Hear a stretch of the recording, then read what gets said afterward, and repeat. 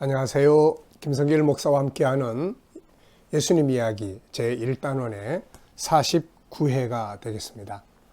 네. 자, 지난 시간에 이어서 살펴보도록 하죠.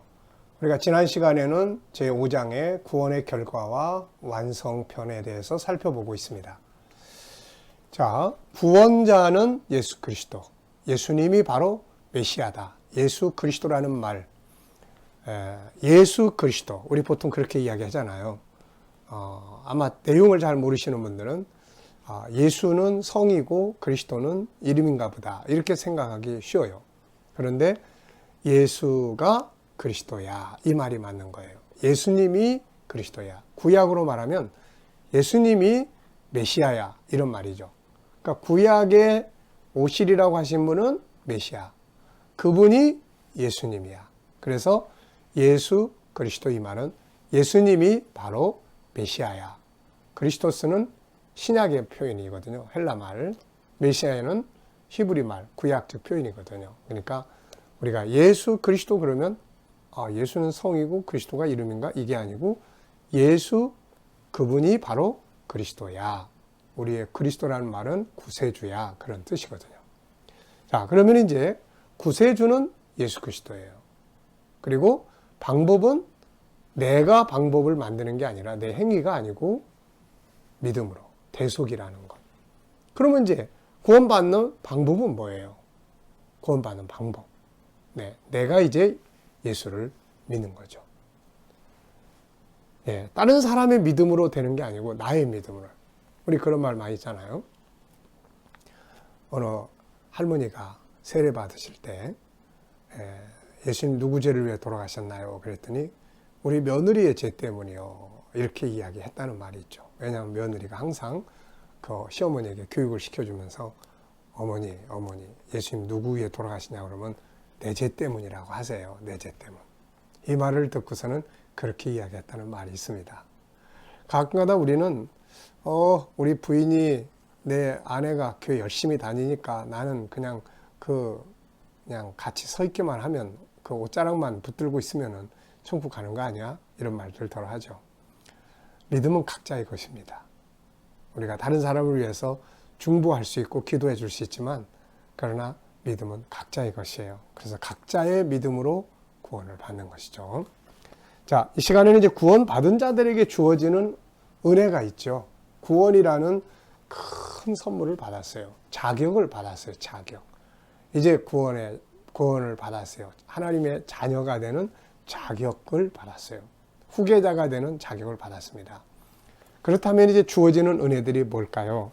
자, 174페이지를 보시기 바랍니다. 주어지는 은혜가 크게 보면 두 가지예요. 하나는 지금 이 땅에서 누릴 수 있는 은혜들이 있어요.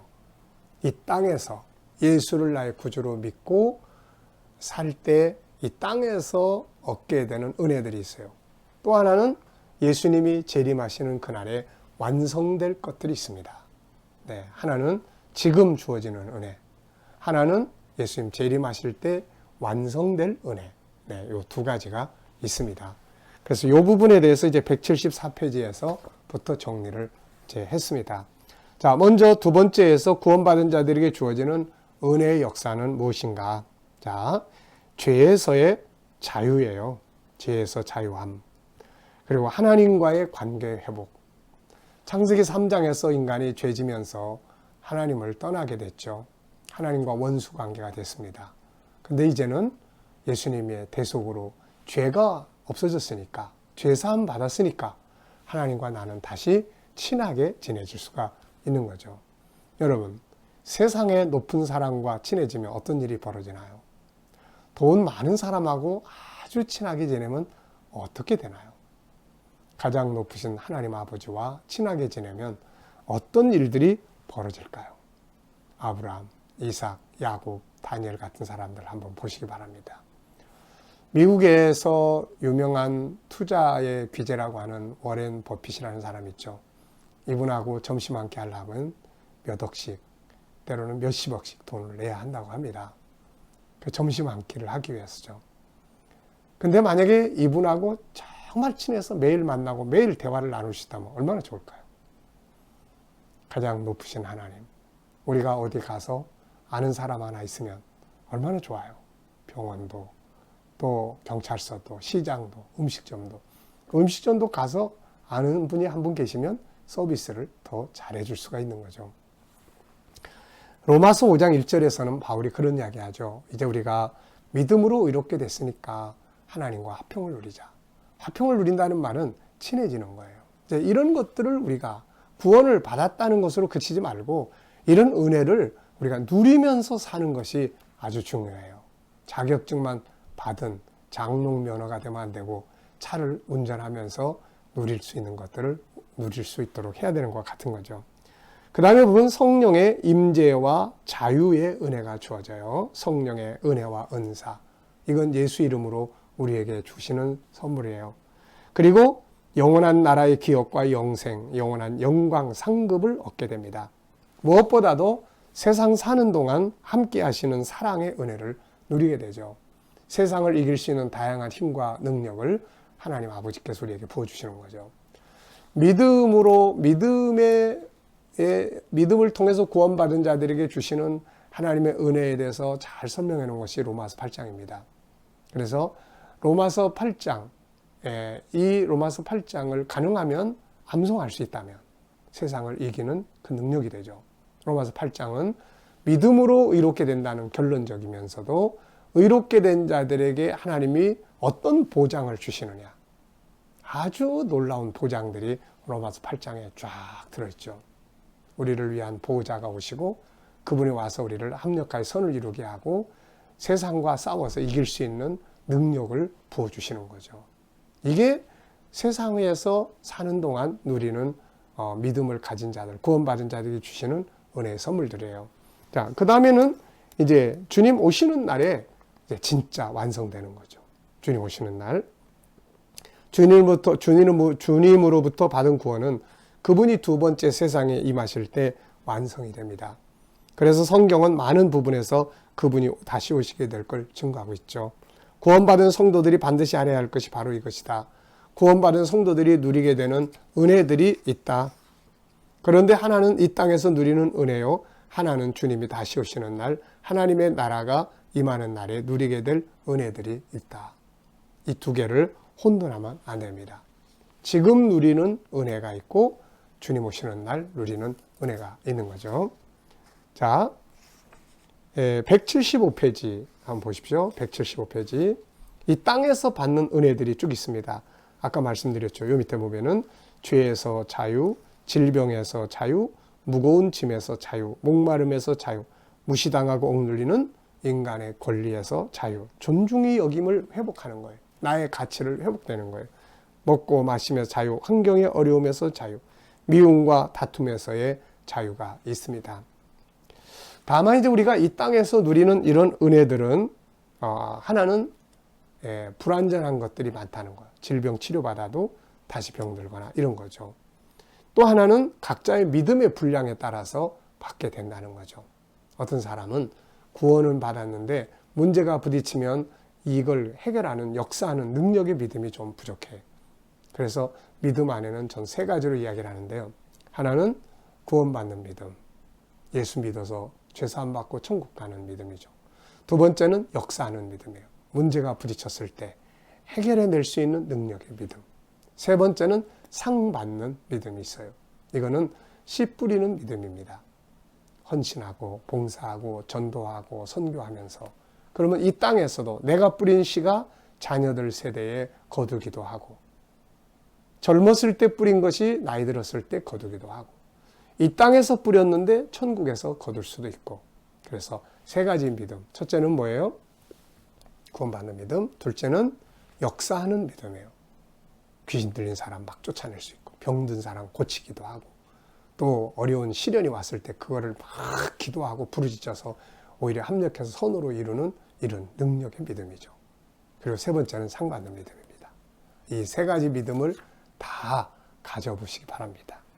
자, 그 다음에 이제 두 번째는 완전한 자유가 이루어지는 날.